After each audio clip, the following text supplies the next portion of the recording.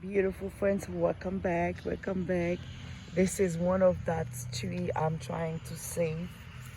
When I move, I want to have an edge of that beautiful, I call them Christmas, but this is a cypress.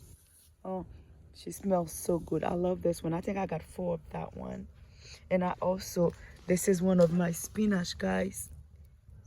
Where she have that little white stuff on her. I think I need to move her. She's getting some aphids right here. Or maybe I need to come spray her. I got her right there. And of course, I'm still making some cording here.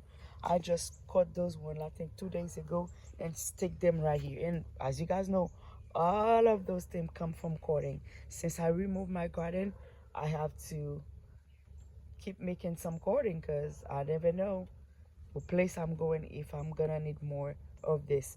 There's a cording right here, there's one right here, there's one right there, and I also get those stick right here. Let me remove those. Those are some seed of that lantana. Beautiful flowers. Let me remove those seed here. As you guys know, I'm always remove stain. Yeah, I like this color. I really like this color in that dogwood. Let me go back again.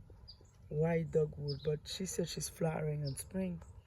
It's not spring yet, but I think, did I see one have a little flowers? Yeah, one of them have some flowers. They're looking good. This is the place here. Yeah, I remove all my front garden. This is one side of my front garden over here. They not happy.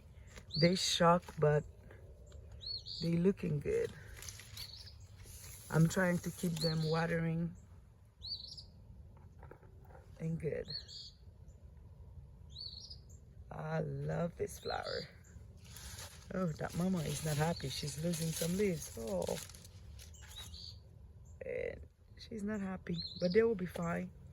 This is my life, guys, as putting my garden in different houses.